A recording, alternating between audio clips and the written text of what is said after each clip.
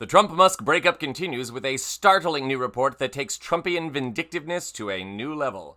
What can I tell you? It's the best breakup of Pride Month. Welcome to Occupy Democrats. I'm David Reddish. As you probably know, Elon Musk left his role at Doge just 1 week ago amid reports of tensions with Donald Trump, outrageous drug use, and the fact that Doge, which was created ostensibly to save government money, was actually costing the government even more, and had most of its signature initiatives blocked by courts. Here's a brief overview. A public fight between the President of the United States and the world's richest man started with Musk slamming Trump's spending plan as wasteful, urging his millions of followers to call their elected officials. Trump clapping back. He knew everything about it. He had no problem with it. All of a sudden he had a problem, and he only developed the problem when he found out that we're going to have to cut the EV mandate. Musk then immediately responding online, writing, "Without me, Trump would have lost the election." The back and forth escalated, at one point Musk suggesting Trump should be impeached before posting this personal attack, writing, "Time to drop the really big bomb. Donald Trump is in the Epstein files." You know, somebody ought to sync up this feud to Tchaikovsky's 1812 overture. Cliché? Maybe. But all too appropriate, and at least it makes all of this even more entertaining. And wait until you get a load of this next twist. Stay with me. When we last heard from Elon Musk, he had dropped a bombshell report of his own, claiming that the reason the Epstein files had not been released was because Donald Trump features heavily in them, which either implies that Trump used Epstein to procure underage women, or that he knew about Epstein's proclivities.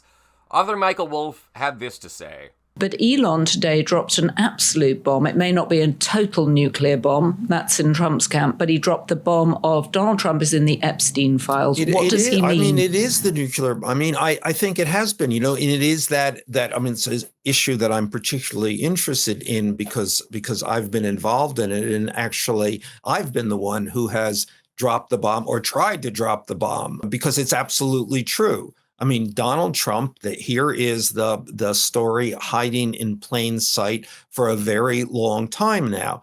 Jeffrey Epstein and Donald Trump were the best of friends for a very long time, for 15 years. They shared girlfriends, they shared airplanes, they shared business strategy, they shared tax advice, or it's actually they shared how to not pay taxes. They were inseparable. And as I've said on the Daily Beast podcast and in other venues, I have seen the pictures of Donald Trump and Jeffrey Epstein's girls. And I don't know if Elon knows, the idea of files may be, it may be something specific, including those pictures, which were in all probability in the safe when the FBI came and raided Jeffrey Epstein's house. I'm sure somewhere Elon is crying, holding his MAGA hat to his heart, mourning his recent breakup. And I'm sure Trump still has one of Elon's jockstraps. Be that as it may, the fallout from their separation continues, and now the Washington Post just made another shocking revelation. The Post now reports that Doge staffers have begun a mass exodus following the lead of Musk. That includes several key Trump staffers, including Katie Miller, wife of Spectrum Nazi and Trump advisor Stephen Miller.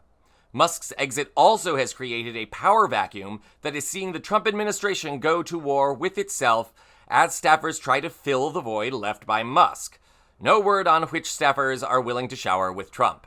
The other twist is that cabinet officials are now trying to rehire scores of employees fired or placed in employment limbo by Musk.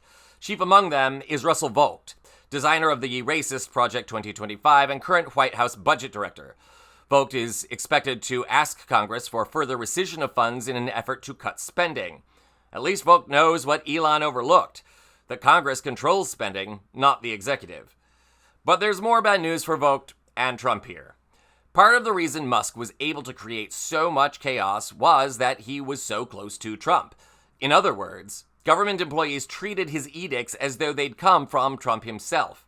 Vogt doesn't have that kind of clout, making it far more likely that current employees will push back against his attempts to cut staffing or other government programs. That means even more chaos on the horizon. But then again, in the Trump era, can we expect anything else? Trump's brand is entropy, Massive dysfunction that ends up costing more than it saves, and that hobbles an already underfunded government that is struggling to make things work in this country. I mean, look at the FAA, the USPS. Think about having AI take over customer service at the Social Security Administration. Americans, especially those foolish enough to vote for Trump, have a limited amount of patience. You've already seen cascading failures at airports, planes crashing, falling off of aircraft carriers, and a cabinet impotent to manage any of it. The worm is turning on Trump, and no, I don't just mean Elon Musk. The mood of the country is rapidly shifting here, and when things in this country stop working, people will get very angry very quickly. The recent protests against ICE will look tame, and every single Republican in this country will face judgment by the American people. So what more can I say? Have a margarita and some chips and salsa on standby. The American people are coming for tacos, and Trump and his people are about to get eaten alive. This is Occupy Democrats.